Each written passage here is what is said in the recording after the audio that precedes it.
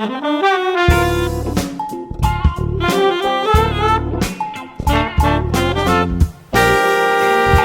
right. So my next question is about the trading company. You're working for a major trading company. So, do you think that the business model of trading companies will always be around? Will it last forever? I think the answer is no.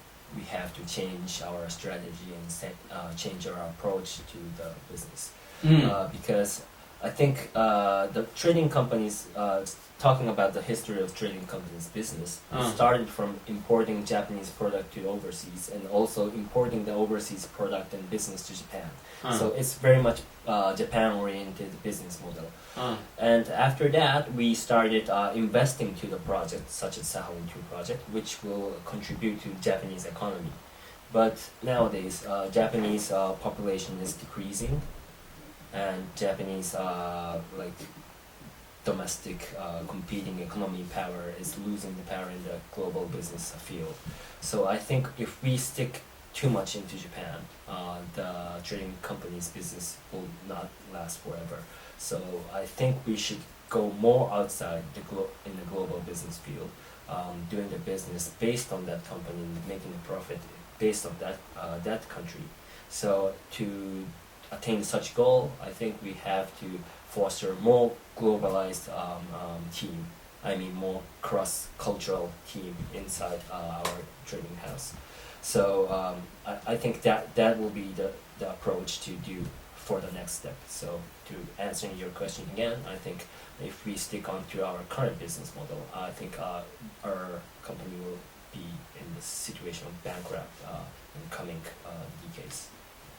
And what are the core competencies that trading companies or your trading company have to allow you to compete in this new model? I think it would be a repeat, but I think the Japanese people who are working in trading companies should be more like outgoing and go overseas and have the ability to manage the people who are in that country. So what's the requirement of that country? It's very important to understand the culture, business culture, and also non-business culture of that country to do the business in that scene. And I think the Japanese people in those days are a little bit focusing too much domestic, so they had to be more open-minded, and I think that would be the critical factor to attain the solution which I mentioned in your earlier question. And why are you returning to your company after Harvard? I mean, they're sponsoring you, but why are you choosing to return and be sponsored? My ultimate goal is, as I mentioned, to be the person who can lead a global and cross-functional organization. And I think our company has a large potential to do such kind of activity because our company covers a lot of business field, such as food business, iron business, energy business, and retail business. And also we have a lot of branch office all over the world. But I think our company is not effectively using such kind of resource, and I think after obtaining an MBA and learning how to manage those cross-functional and cross-cultural people from both hard skill aspect and soft skill aspect, I could use those huge abundant resources more effectively. So I think returning to our company and being setting in the pot who can manage those resources will be very much fit to my ultimate goal to be the person who can lead and give the impact to the world. When you were introducing yourself, walking me through your resume, you mentioned that you already have led such teams that are in multiple countries and multiple functions. But so what's the difference between what you've done in the past and what you want to do in the future?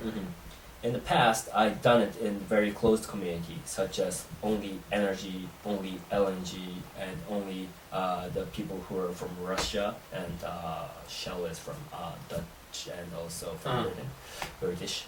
But in the future, if I will be the CEO of our big trading company, I have to manage more diversified teams. So in that sense, I think putting myself into the business school will be more valuable, and intensive 2 years will foster my skills and foster my mind and foster my soft skill. Got it. What's your weakness? I think my weakness is time management. Mm. I am very like energetic, and I'm very aggressive. So from in my current job, I have to seek the opportunity which our company could contribute to and acquire the asset and get into the new energy project. So there's a lot of option, but if I see those options, I'm the person who want to take all of these, and that ends up that I work very hard. So I rarely go back to my home when the last train leaves.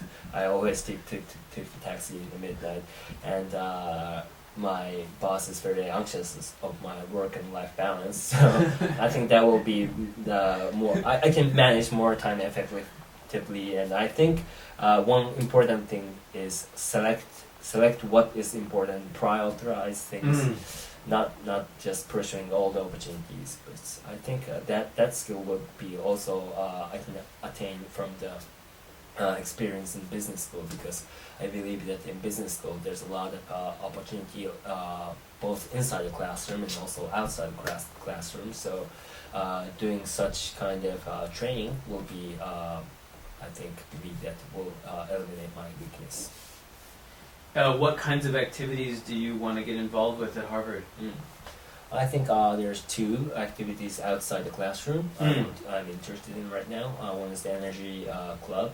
I think in the energy club I could contribute to the team members by introducing my unique career progress, because as I mentioned in the first question, I have experienced a lot of aspects in LNG project business, because I have experience in downstream business, which means that marketing LNG, and also I have experience in the midstream, which means acquiring the project finance and also operating all those projects. And also I'm now in the upstream side, which means that acquiring the gas asset itself and investing in it. So I think in my 5-year career, it's very rare to have those comprehensive up to down experience. So I can share that and contribute to the energy club in your school.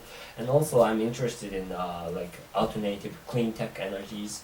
So I think that would be a hot spot, and I believe that Boston is very aggressive or interested in such kind of building the new clean tech alternative energy resources. And I think I can obtain a lot of knowledge and a lot of experience by joining that energy business club. And the second one is I was a varsity ice hockey player, and I believe Boston is very cold. And you have a nice ice hockey team in Boston.